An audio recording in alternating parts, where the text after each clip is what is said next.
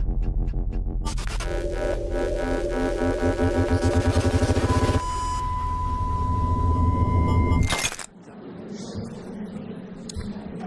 bonjour à tous.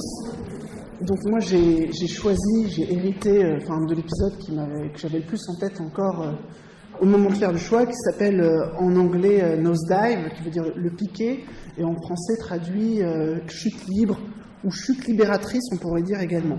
Donc il s'agit du premier épisode de la saison 3 et qui a pour personnage principal Lassie, qui est une jeune femme qui a l'ambition d'améliorer son niveau de vie. Ça marche. Elle désire en particulier s'installer dans l'appartement de ses rêves, qui est actuellement au-dessus de ses moyens. Et elle pourrait obtenir une ristourne si sa cote personnelle de popularité atteignait 4,5, 4,5 de moyenne sur 5, alors qu'elle est pour l'instant à 4,2. Il s'agit en fait, dans ce monde, d'un système généralisé d'évaluation des individus par les autres individus, au moyen d'une notation de 0 à 5 étoiles pour chaque interaction.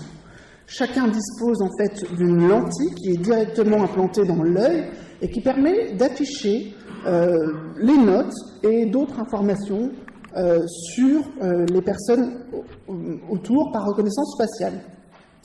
Donc l'évaluation de tout va déconnecter des sensations réelles où seule l'apparence des choses va compter. Ainsi, lorsqu'elle prend son cookie et son cappuccino qui la font grimacer, Lassie en tire malgré tout un selfie food en fait, qui sera très apprécié sur les réseaux sociaux. Les individus qui sont les mieux notés ont accès à des meilleurs services dans tous les domaines de la société. Ceux dont la note tombe en dessous de 2,5 deviennent des parias. Sur l'avis d'un conseiller en cotation, donc là voilà, on voit Lassie qui mange ses trucs dégueux. Donc voilà, Chester par exemple, c'est quelqu'un qui était à 3,1, ça c'était pas bon pour lui, il avait une rupture, mais bon, il était du mauvais côté, son petit ami était mieux apprécié que lui, et puis du coup il se retrouve à 2,4 et là il ne peut plus aller travailler et il va rester à la porte. Donc elle a un conseiller en communication qui va lui, en cotation, qui va lui dire d'essayer d'attirer les notes des influenceurs, c'est-à-dire des individus dont la note moyenne dépasse 4,5. En publiant des photos personnelles, elle parvient à attirer notamment l'attention d'une ancienne amie, Naomi, qui est devenue une influenceuse et qui lui propose de devenir le témoin de son mariage, où tous les invités sont au minimum des 4,7. Autant dire les deux niveaux. Cependant, le jour de son départ pour le mariage, Lassie commet plusieurs faux pas. À commencer par une dispute avec son frère, qui la traite de sociopathe lorsqu'il constate la manière dont son obsession des notes déforme sa personnalité, et c'est le début de sa déchéance. Quelques mauvaises interactions plus tard, et sa note passe en dessous des 4,2, ce qui ne lui permet pas de prendre son avion pour se rendre au mariage. Elle fait un scandale public et la police la sanctionne en baissant sa note de 1 point et en doublant l'impact des notes négatives pendant 24 heures. Après donc de multiples péripéties, elle est prise en stop par une femme conductrice de camion qui est à 1,4, mais qui est une ancienne influenceuse. Elle s'est rebellée, en fait, cette femme, contre le système après que la médecine ait décidé de sauver un autre homme que son mari, parce que cet autre homme était mieux noté que son mari, et là, tous les amis autour d'eux les avaient fuis également, du fait du cancer, etc. Donc là, elle s'est rebellée, elle a déchiré le voile de cette société, où la sincérité n'a plus cours, et elle s'est réfugiée dans l'alcool. Lassie va suivre cette voie, en entrant par effraction et ivre au mariage de Naomi, où elle a appris qu'elle n'était plus la bienvenue. Elle s'empare du micro pour faire un discours à cœur ouvert, où elle dit toute son admiration envieuse pour son amie mariée, la remerciant pour le soutien qu'elle lui avait apporté pendant la période où elle souffrait de boulimie, mais aussi lui fait de nombreux reproches. Elle se retrouve finalement en prison, où on lui retire ses lentilles et son téléphone, ce qui lui permet de voir la poussière dans le monde et de sangloter de façon authentique. Ne pouvant plus ni mettre de notes, ni en recevoir, elle se lance dans un concours d'insultes avec son voisin de cellule, et c'est ça qui est assez libérateur. Voilà. Donc, pour évaluer mon résumé, je vous propose de le faire avec vos doigts. 0, 1, 2, 3, 4, 5. Je préfère ça à l'indifférence générale, bon, ben, comme vous voulez. Hein. Alors, tout cet épisode, il est connu aussi parce qu'il ferait écho à une sorte de réalité sociale et politique dont Thomas a déjà un petit peu parlé. C'est peut-être ce qui est le plus effrayant parce que c'est de moins en moins une dystopie. On pourrait presque croire que c'est un documentaire de ce qui est observable actuellement. Je vais vous donner quelques éléments de ce type-là, on a davantage pris de photos ces 5 dernières années que dans toute l'histoire de l'humanité. La banalisation des smartphones est en partie responsable de cet accroissement.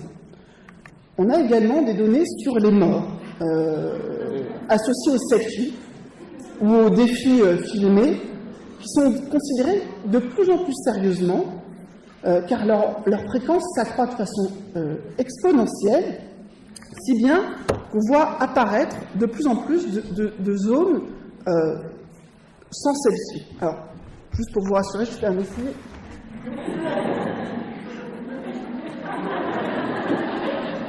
Donc c'est safe, vous pouvez continuer. J'ai juste besoin d'une petite minute pour le mettre sur Facebook.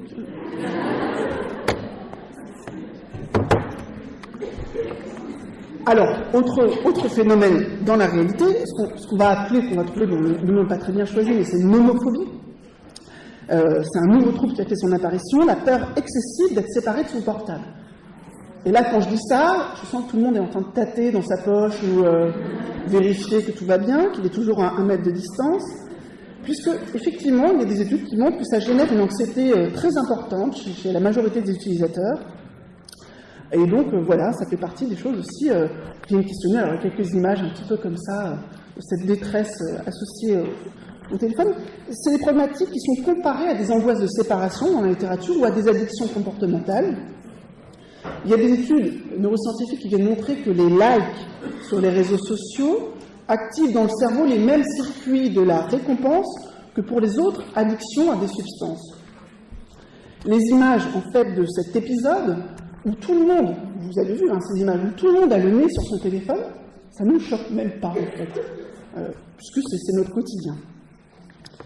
Alors, un autre aspect de la réalité, c'est le système du crédit social. C'est cet épisode-là de Nosedive, qui est souvent cité comme une illustration de l'expérimentation actuelle en Chine, du système de crédit social, qui va devenir généralisé au niveau national en 2020, donc demain. Et donc chaque citoyen, alors le principe c'est ça, chaque citoyen se voit attribuer 1000 points de crédit social. Et puis il y a plusieurs façons d'en perdre ou d'en gagner. On consigne dans un registre informatique s'ils sont de bons citoyens et leur score peut être visible sur les réseaux sociaux. La réalité rejoint effectivement la fiction. Alors, le système est basé sur la télésurveillance de masse et le big data.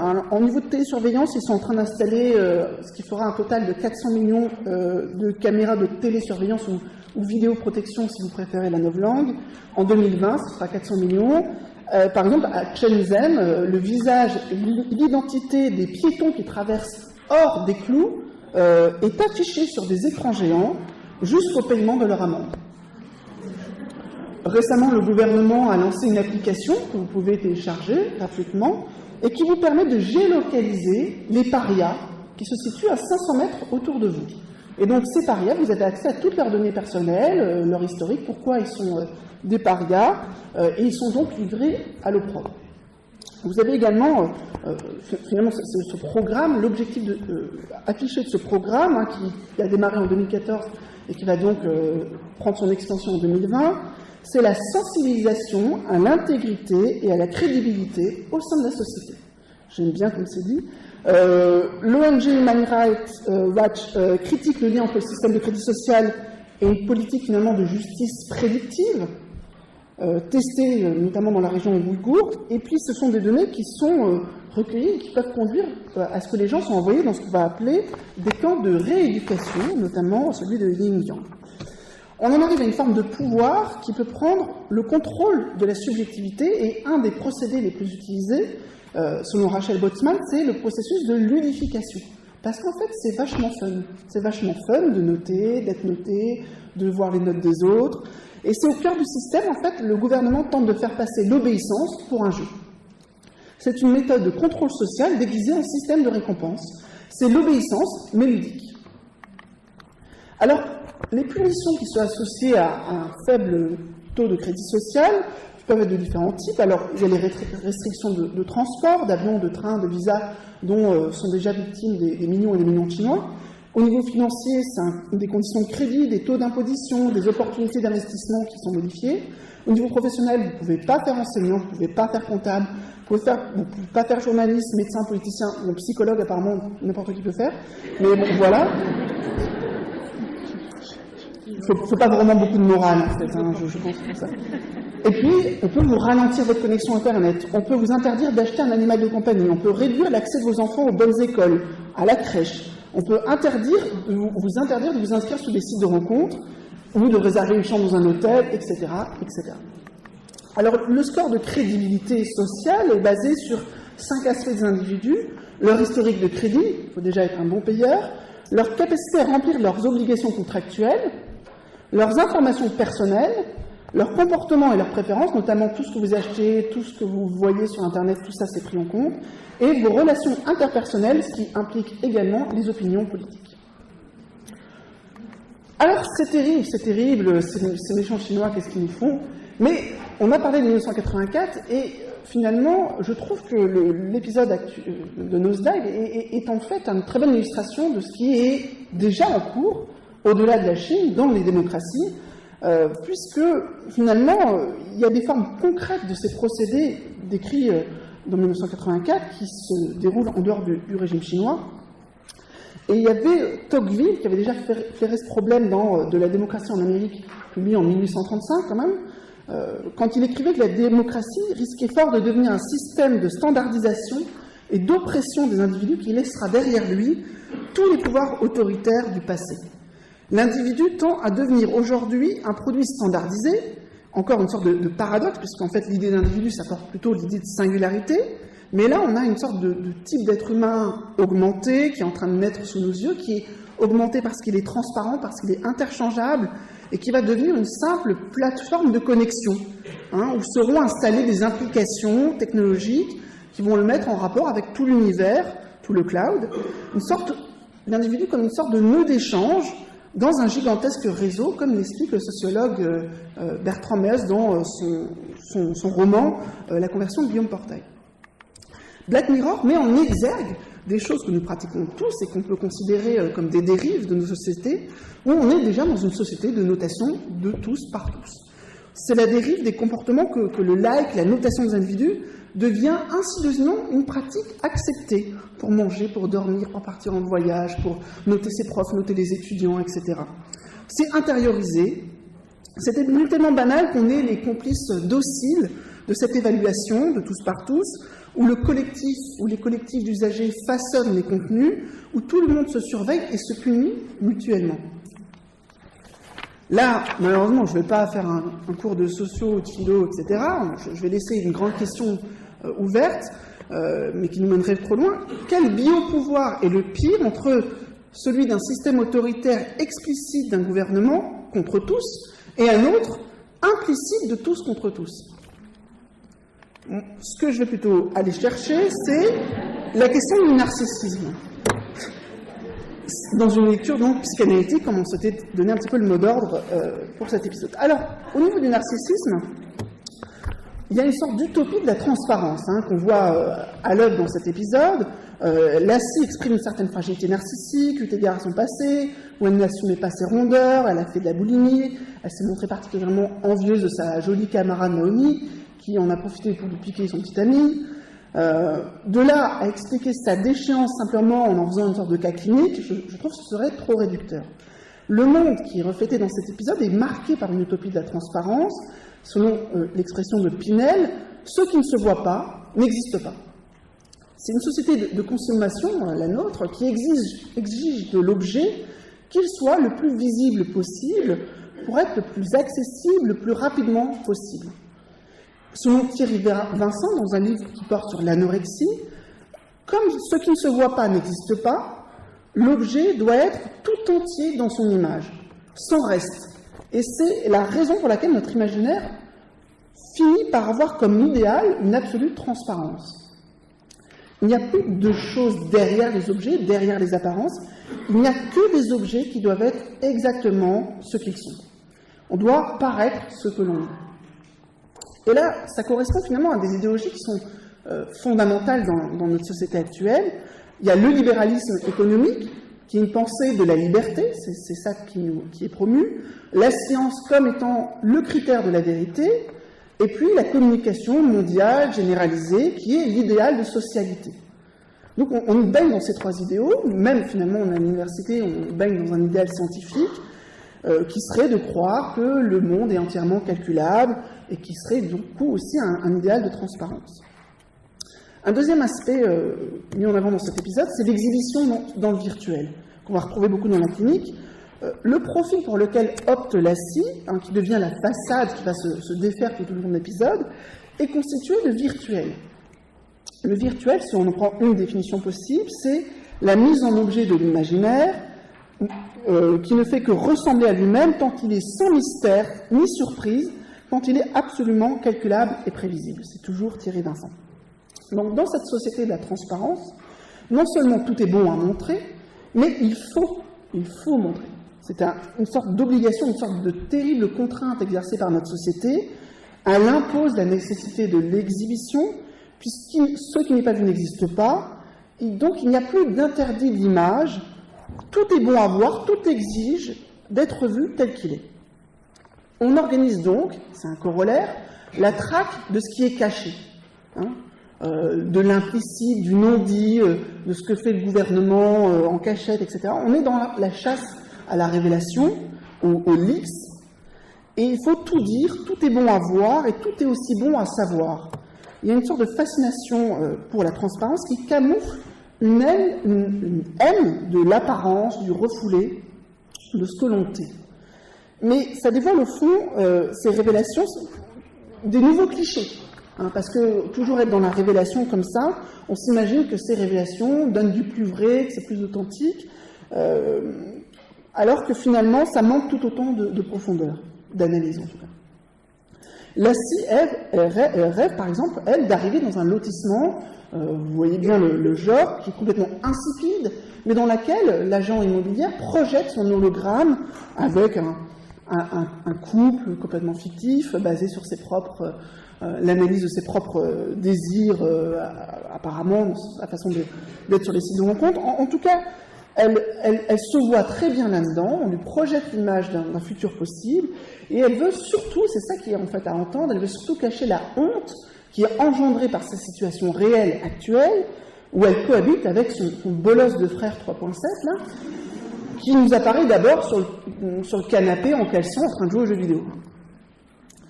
Il y a aussi un aspect que dans cette société de transparence, qui est la nôtre, l'individu qui est déconnecté, tu le disais un petit peu tout à l'heure avec le téléphone portable, l'individu qui est déconnecté du virtuel, où on exhibe tout, et donc aussi de certaines obligations vis-à-vis du regard social, cet individu-là est suspect.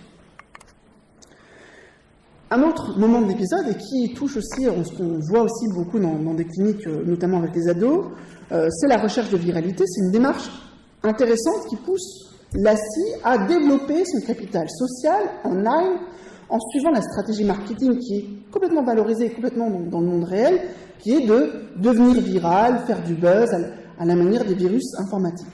Donc il lui faut étendre son champ d'influence parce que son conseiller lui explique qu'elle n'exploite pas assez ses sphères extrinsèques, qu'il serait bon que des inconnus l'apprécient, en particulier des gens qui sont eux-mêmes élevés dans la hiérarchie du capital social online.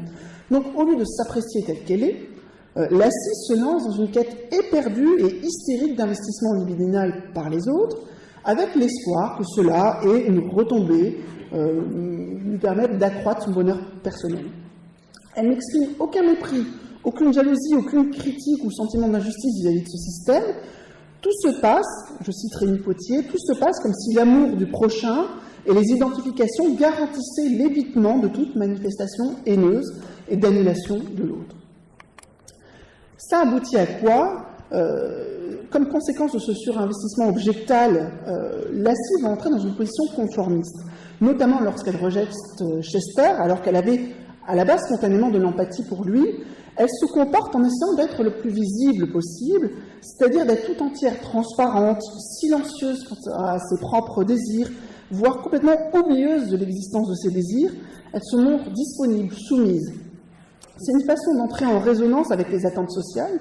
Je cite Vincent, « Notre société qui exige l'accessibilité de l'objet et sa plus extrême visibilité impose à ceux qui se sentent de simples objets au regard de l'autre toute une recherche de la conformité. » Et cette identification conformiste, elle se retrouve dans la figure de Naomi, dont elle se sert comme modèle, quitte à refaire la tapenade aux olives dont cette dernière a parlé sur son réseau. Et cette idolâtrie est complètement millimétrée dans le discours de témoin qu'elle prépare, qui est l'arme à l'appui et qu'elle va réciter même encore jusqu'à la fin, complètement ivre.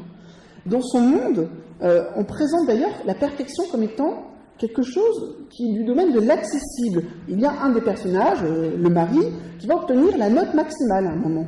Et du coup, cette proximité de l'idéal dérègle complètement tout rapport à un manque possible.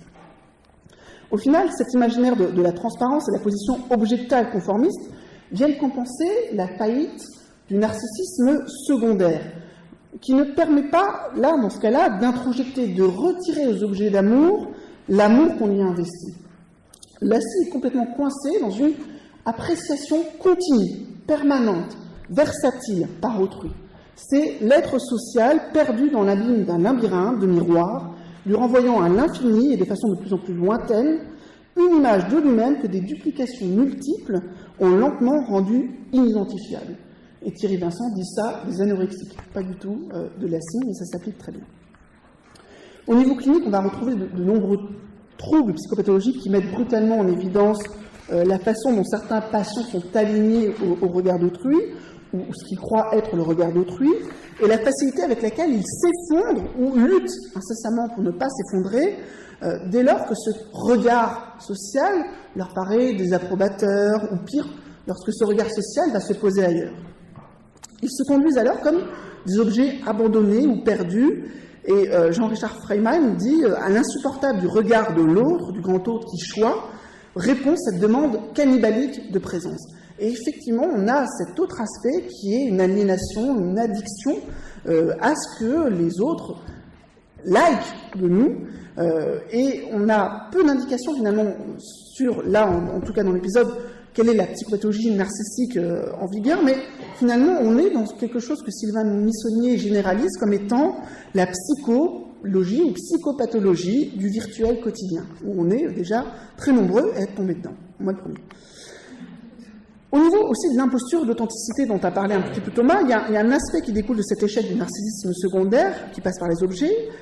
Tout dans la scène qui est là est complètement faux, c'est-à-dire qu'elle a remis un habit sur elle parce qu'en fait elle a fait une tache de sauce en faisant cette tapenade aux olives qui est une pure imitation, et elle fait en sorte que son frère sorte de l'écran parce qu'il fait tache. Donc voilà, tout est faux, tout est trafiqué dans cette vidéo. Et il y a cette scène qui est quand même le sommet de l'imposture. Alors c'est en anglais, mais le ton de la voix très aigu va vous aider à vraiment sentir ce qu'est l'hypocrisie.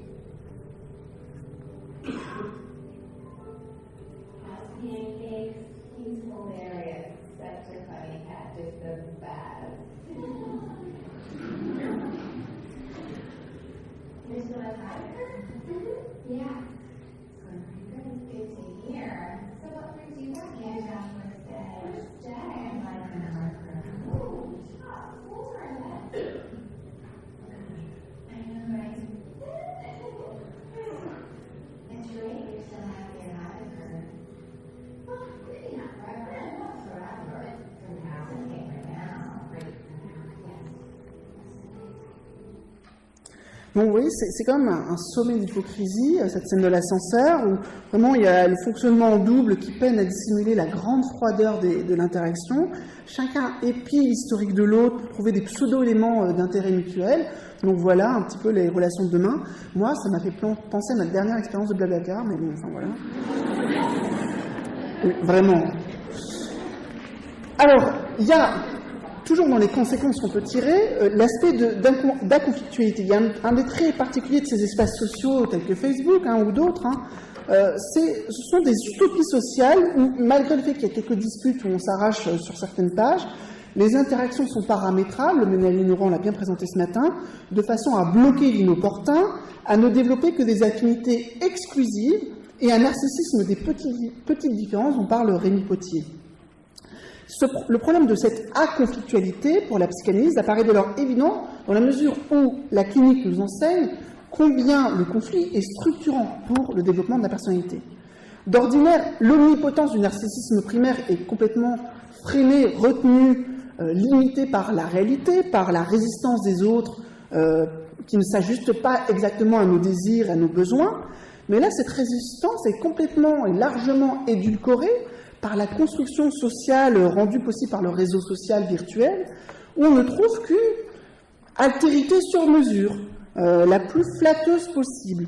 Le please like my page comme modalité de la quiétude narcissique au quotidien, une sorte d'imposture généralisée. Quand je mets un like à quelqu'un, est-ce que je mets un like parce que j'aime vraiment ou parce que je veux qu'il sache que j'aime vraiment?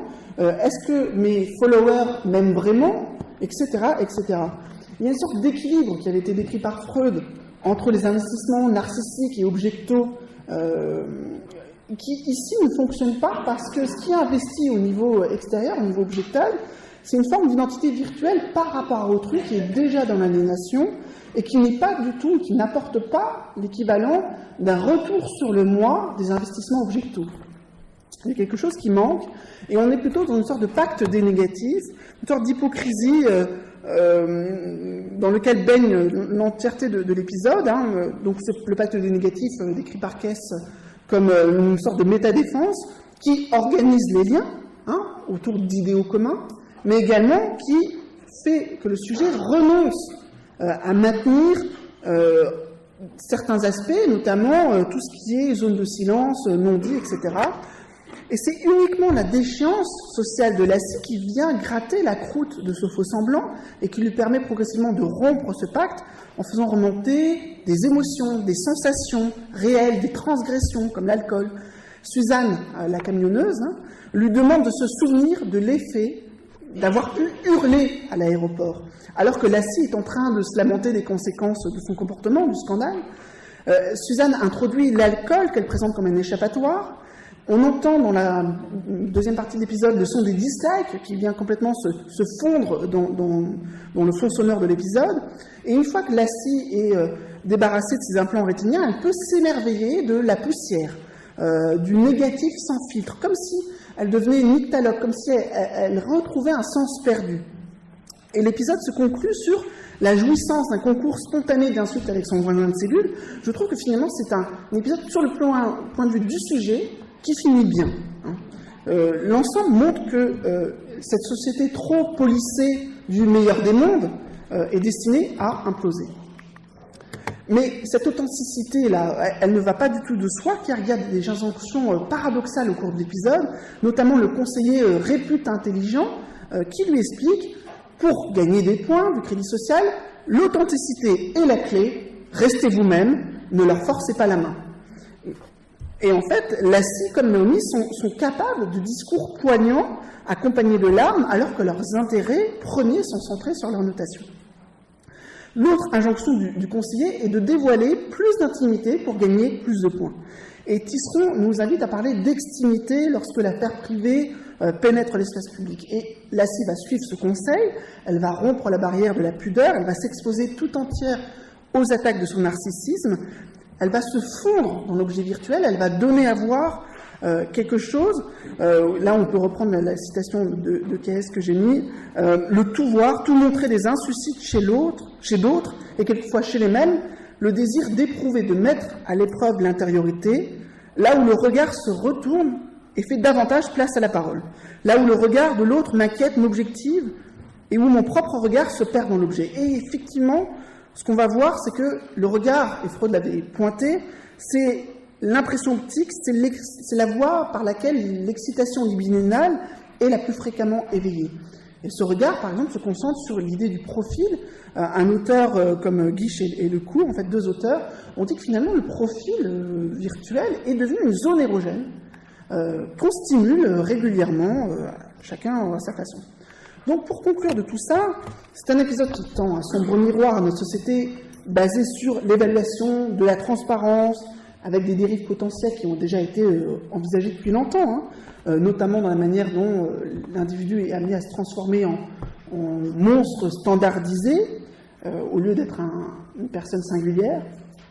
Et il y a une attraction du système, pour ces systèmes de capital social, à partir d'une faille du narcissisme secondaire, qui est ici instrumentalisé par le gouvernement ou par le système.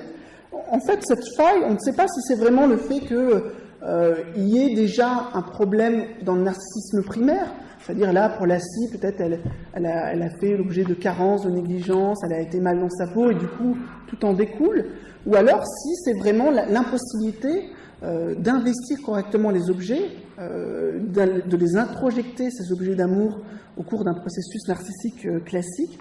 Finalement, on n'a plus tellement ces opportunités d'avoir des investissements d'objets authentiques. Il y a une violence aussi dans ces rapports sociaux paramétrés, puisque de la même façon, et c'est ce dont parlait Mélanie Laurent, de la même façon dont je peux chasser l'inopportun, je sens aussi que je cours le risque permanent de déplaire, de dévier, de dépasser mon temps, et que cela pourrait stimuler le narcissisme négatif dont parle Grimm. Donc il y a aussi ce que je fais aux autres, les autres peuvent le faire aussi, et finalement je suis toujours en danger sur le plan narcissique. C'est une configuration finalement où tout, y compris la subjectivité, est évaluable tout le temps et au-dessus de tous, et qui semble favoriser dans les plus sombres perspectives le conformisme, l'imposture et le pacte des négatifs, qui sont quand même des promesses de civilisation du mal-être. Voilà, donc si vous voulez bien noter mon exposé, voilà, je vous remercie.